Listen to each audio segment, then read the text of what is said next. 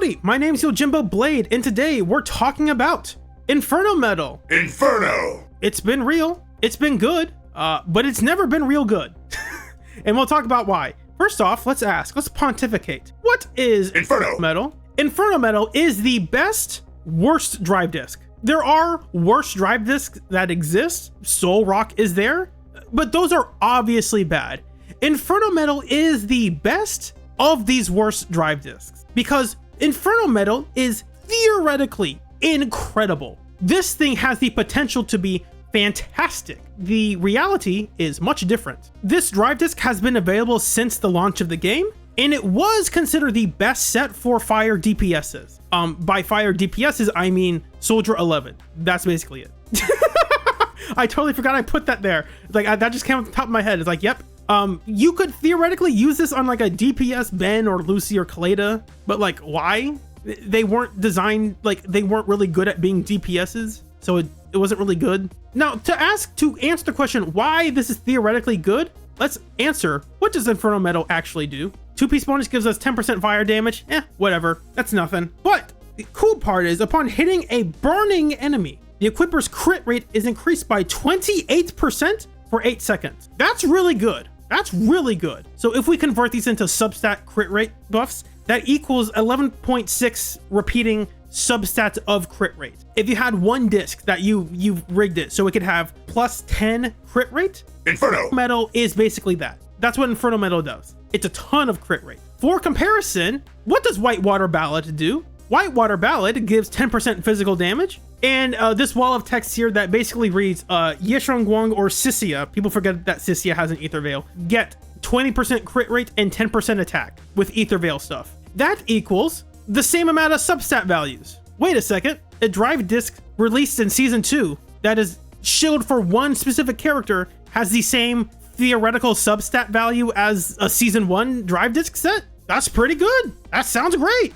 So how strong is Inferno Metal? The drive disc set for the last Void Hunter that is designed to only work with that character. I wrote this before Sissia came out, you can tell. This drive disc set is actually not stronger than Inferno Metal. Like in terms of substat value, they're equal, but it actually is better, and we will discuss why. To explain why Inferno Metal is actually weak, let's now look at Thunder Metal. Thunder Metal is very similar to 10% electric damage, and as long as the enemy is shocked, the equipper's attack is increased by 28%. Ooh, that equals to 9.3 repeating substat values. So if you have a disc that says plus 8 attack percent, that's what Thunder Metal does. However, this buff only lasts while the enemy is shocked. If the enemy is no longer shocked, you no longer get this buff. Compared to Inferno Metal's buff lasts for an additional 8 seconds after the enemy is no longer burning. So that should mean Inferno Metal is just better than Thunder Metal, right? Like, I'm not a great mathematician person, but 11.6 is better than 9.6. So clearly, Inferno Metal's better. It's not. No, it's not better. Here's why Inferno Metal is weak. Thunder Metal is an attack buff, which is a buff for a wider cast of agents. Inferno Metal is a crit buff, which is only useful for crit DPS agents. And in contrast, Thunder Metal encourages shock turbo teams, and those teams were viable. Debatably, if they are viable now, it depends on who you ask. You can play a mono electric team and get Thunder Metal off semi-consistently. It depends on the team. But were burn turbo teams viable?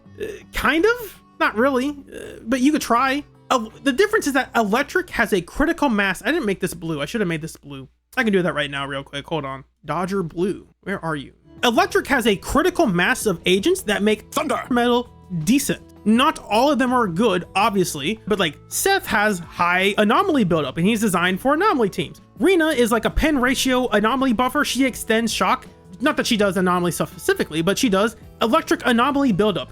Grace does a lot of electric anomaly buildup. Haramasa wants to be in teams that do anomaly stuff, and surprise, surprise, he's electric, so you're fine with putting him in an electric anomaly team. Sissia wants to be with a bunch of electric agents, so like you will get electric anomalies. There are enough agents with electric anomaly buildup to make Thunder Metal function. Doesn't mean they're all good, it just means that Thunder Metal has a meaningful use case for a lot of agents. How many fire agents make Inferno Metal decent? Like if you were to build a fire team, what fire agents would you put on that team to get Inferno Metal active? So the difference with electric is that a lot of electric agents use their attack. So like a lot of the anomaly agents benefit from Inferno Metal, not Inferno Metal, Thunder Metal. So like Yanagi, yeah, just you can give her Thunder Metal, that's fine. Grace, yeah, give her Thunder Metal, that's fine. Do other fire agents have that for Inferno Metal? Debatably, we have one agent, arguably 3, maybe? It depends on who you ask. Here's the firing squad. I should have also made this orange. Hold on, I'll do it in post. At best, we have Bernice, and that's it. That's all we got. Lucy, Ben, and Kaleda and Lighter, none of them really have enough fire anomaly buildup. Lucy, maybe, it depends on the team she's in, because her Mindscape 6 boars do like anomaly buildup whenever you use energy, and that can do something. But just by themselves, none of them have enough consistent anomaly buildup. It doesn't help that half of their moves are physical, so it's kind of rough trying to get fire stuff from Ben. All of his basics and his special are physical, so that's just kind of weird. We have some niche edge cases with Jufufu and Orphe, where it's like, because they are off-field but active, their aftershocks do fire anomaly buildup. Yeah, so you can force like Lucy to get like enough anomaly buildup, and that's okay. That's why I say it's arguably 3. It's like, do you count like Jufufu and Orphe as like consistent fire anomaly buildup characters? Like maybe, because you don't have to use them. Like they'll just do it themselves. I think it's trying to force the team a bit too much. So let's talk about why Bernice is weak for Inferno Metal teams. Let's look at what her additional gives. Blah, blah, blah. Increase fire anomaly buildup by 65% when any squad member applies burn. Increase the burn's duration by 3 seconds. So hey, that sounds fantastic for Inferno Metal. What does this additional require? Anomaly or faction? So there's a problem with that. Does anyone notice the problem? We're trying to buff a crit DPS, and her additional requires an anomaly agent or a faction member. That's just weird. It doesn't really work that well, unfortunately. Obviously, you can use Lighter, you can use Lucy. But let's talk about the trade deal, the greatest trade deal of the time. But don't worry, there is an actually great agent to help us with Inferno Metal. And that agent isn't a fire agent. Introducing Yuzuha. Yes, Yuzuha gives a ton of anomaly buildup, a lot of attack, a lot of damage, and a lot of energy. That's all great. When an enemy is affected by Sweet Scare, is hit by the active agent, flavor match will trigger against that enemy, changing the attribute of basic attack to match that of the character. If Yuzuha has charges of her Sweet Scare, and then you hit that enemy with a fire agent, Yuzuha will start dealing fire anomaly buildup. That's it. All that to say, Yuzuha will change her anomaly buildup to match that of the active agent. Cool. Yuzuha's additional, like Bernice's, does require anomaly or faction, but hers is not nearly as important. It's up to 20% anomaly buildup and damage, but like what you're getting from the team is good enough. Compare that to Bernice's 65% fire stuff on all of her stuff. Fire stuff on all of her stuff. English is hard.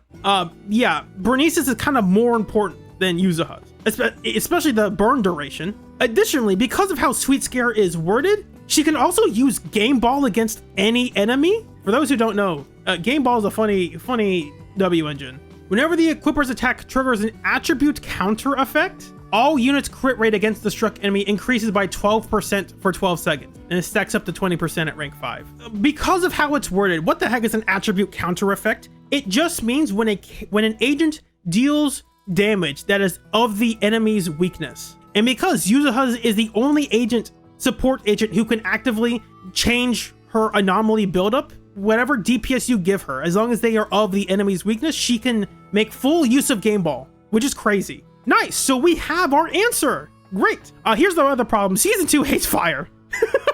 That would be great if Season 2 was really good for fire stuff. It's not. Season 2 absolutely hates fire. Since Season 2 launched, and up until version 2.7, there have been around 8 new Shiyu defense enemies that are weak to fire. Okay, I'm not counting the really small enemies. And there has been only 1 Deadly Assault enemy, and that's Wandering Hunter. Compare that to the list of fire-resistant enemies. There have been 2 in Shiyu defense and 3 in Deadly Assault. With those numbers out, you're like, hang on a second, those don't sound too bad. A lot of that sounds really good. So when you look at these numbers, this actually looks really good for fire. So why would I say that Season 2 hates fire? Like, that doesn't make sense. They're all these fire-weak enemies. That's because Season 2 actually hates Anomaly. They just do. They hate anomalies. What can I say? Since Season 2 launched, Zenless has made anomalies much harder to get from a lot of teams. They have really increased anomaly buildup on a lot of enemies. This is all hidden information, by the way. You won't know unless you go to the database site. For example, Notorious Pompeii requires 3,300 anomaly buildup for anomalies, changing out the resistances here and there. Because he is weak to fire, you only need 2640 fire anomaly buildup to get a burn. That's pretty low. That's pretty good. This also excludes whatever they do to physical and wind. This is subject to change. Physical is calculated a little bit differently from the other anomaly stuff, and I don't know anything about how they're going to do wind stuff. That remains to be seen.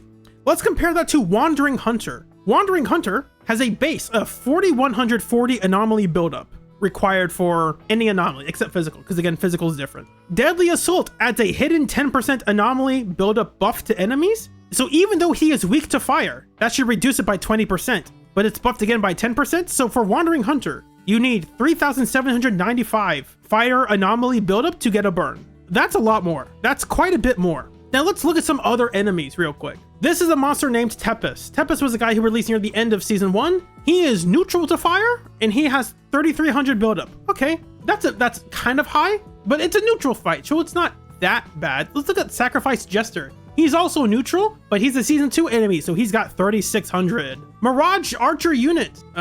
It's the evil Arya. She resists fire, and she also has 3,750 max anomaly buildup. So you're not using fire against this boss. The Thrall. The Thrall's not that bad. Look, he's neutral to 33,960. That's not nice, but at least he's neutral to fire is what I would say. Except he summons his crocodile demon thing, and you can't burn that. So that means you will no longer have the uptime for Inferno Metal. You just won't. And then when he starts his miasma phase, you really can't deal any anomaly buildup to him during his defensive assist super parry timings. It's just not a good time. That's not even to mention the stage debuffs on anomaly damage. Overall, it's a very hostile environment to try to use like a mono burn team. You can try it, you can force it. It's just not very good right now. And this is why, overall, in summary, this is why Inferno Metal is really weak. It relies on anomaly-oriented agents to buff a crit DPS in an environment where anomalies are much harder to get without these dedicated teams. So you have to burn the enemy to get the buff. But then that asks the question, wait, if I'm going to burn the enemy, why don't I just play like an anomaly team? If I'm going to the effort of burning, just throw in a different anomaly agent instead of this random crit DPS. And boom, we already got a disorder team. So overall, Inferno Metal is not reliable enough to be used over other drive discs. That's why it's not that good. I would not recommend people go farm Inferno Metal until they like drastically change something about the game that makes it really good. Because in theory it's good, but it's really just not. It's just not worth getting. If you're a new player and you're like, what disc should I farm for? Do not farm for Inferno Metal unless you're trying to get Puffer Electro, I guess. So that's all I have to say about Psych. That's not it. Here's why Inferno Metal is actually amazing. Screw all that nonsense. Let's have some fun. Let's go. Inferno Metal asks players to be creative. Will I have enough anomaly buildup to get specific burns? Do I have the agents needed to make that play pattern work? This is Zenless endgame at its best. Here's a theoretical challenge. Can you build a team to overcome that? I really dig that. That's so much fun. Here's a problem. Can you figure out the solution? Unfortunately, now it's here's a problem. Pull for the very obvious answer and don't try to deviate from that. They've done some stuff to discourage creative team building. Like, don't you try doing that. Recently they had it with Vesper. What is it? You wanted to try to use crit teams? Psych, moron. Here's reduced damage. They then got rid of that. They took it away, thankfully. So it is now like crit teams aren't heavily punished against Vesper. They could always just change that by making its HP higher, of course. Nothing's stopping them from that. But regardless, I recommend using Bernice or Yuzuha as the starting point for these teams. If you are going to build a mono burn team, you should probably have one of these two agents. Bernice and Yuzuha are not freely available. The season 3/3.1 anniversary stuff might give away Bernice for free if you want to grab her. We'll see. Bernice can be a sub DPS or the main DPS, depending on the team you're building. Bernice's Mindscape 2 is actually really good for any non-rupture agents. It's a lot of pen ratio. I don't recommend it because it's expensive. Pick one option. The first option is you can get Bernice's Mindscape 2, or you can pull for Dylan and Suna, because the cost of a Mindscape is the cost of an agent. So you could have a Mindscape 2 Bernice, or you could have like the best two supports in the game for crit DPSs that aren't, well, I guess Suna's not for rupture teams, but like replace Suna with Lucia. That's why I don't recommend it. Now, if you get these things for free, like if they're in the shop and the shop gives out 3 free agents to pick for whatever you want, you can get Bernice's Mindscape 2 for free. And that's what you want to do, go for it. That's fine. I don't know if that's a good strategy, but I'm not going to stop you from trying. So the other reason why Inferno Metal is amazing is that Hoyo realizes, the devs understand, that if fire was allowed to be a strong attribute, Inferno Metal would be unstoppable. That's why they have to make it look bad. That's the reason. It's not that Inferno Metal is bad. The devs know that it's really good. They just can't let the player base find out. Bernice is so good that the game has gone out of its way to convince players that she's bad. Oh man, Bernice is too strong. We need to make all these anomaly bosses resist fire. We can't let the player base find out how good she is. Source, trust me. Unironically, Bernice is the Hugo of anomaly. It's like, man, I love my buffed Bernice. Where can I use her? Oh man, I love my fire anomaly agent. Psych, all fire resistance. Okay, that's cool. So now that that's out of the way, let's look at some Inferno Metal teams. I've played some of these on streams. You've seen me do some shield defense stuff with them. There's obviously Bernice. We start from Bernice. And from Bernice, you can pick one of these agents. You can pick Lighter or Lucy or Caesar or Pulchra. I don't really recommend these two because they just don't have they don't do fire anomaly buildup. But if you have, Pulchra's free, so you probably have Pulchra or Yuzuha. It should be noted when you pick Bernice and Yuzuha, you probably won't have either of their additionals active, but that should be fine because they're doing enough buildup to make up for it. And that's because when you have Yuzuha, you can ignore Bernice's additional. Like, yeah, her additional is a lot of extra anomaly buildup, but Yuzuha will also give you that, so it's fine. And when you're using Yuzuha, you can pretty much use any fire agent that's to the right of her in the team menu, or just whenever you, after using EX or your quick assist, you will go to that character, you know, and then she'll start doing fire anomaly buildup. So Yuzuha is a much more flexible agent for that. You can really use anyone you want as long as you have enough fire anomaly buildup. Like you can use fire agent Yuzuha Lucy, like that's fine. You just need to reach a critical mass of fire anomaly buildup. That's the point. There is a weird gimmick with Monato that gets you absurdly high crit rate. I use Monato as an example because he's a character that most people have on their account because he's an A rank that you can easily get. Here's Monato's crit rate. He gets 10% from his core. In this theoretical context, he can get 12% from Game Ball. He can get 15 to 25% from his own W engine. I'll round that to 20%. I'll meet it halfway in the middle. We'll say it's rank 3. It's 19.5. It's like, that's close to 20. I'll just say it's 20. And then he also gets 28% from Inferno Metal. In total, that is 70% crit rate. This means that if Monato's crit rate reaches 30% in the detail screen, you are overcapping his crit rate. I have played this team. The team was like Monato, Yuzuha, Orphe. And the reason is we are missing like a rupture support that is fire. And so I just put Orphe in the team. Are any of these ideas good? To answer that question, for my good pal, my good buddy, John Fortnite Kennedy, he is known for saying, we choose to go to the moon. We choose to go to the moon in this decade and to do the other things, not because they are easy, but because they are hard. Because that goal will serve to organize and measure the best of our energies and skills. Because that challenge is one that we are willing to accept, one we are unwilling to postpone, and one which we intend to win. And the others too. And the reason when he was saying this, do the other things, those other things are Inferno Metal teams, baby. Let's go! Woo!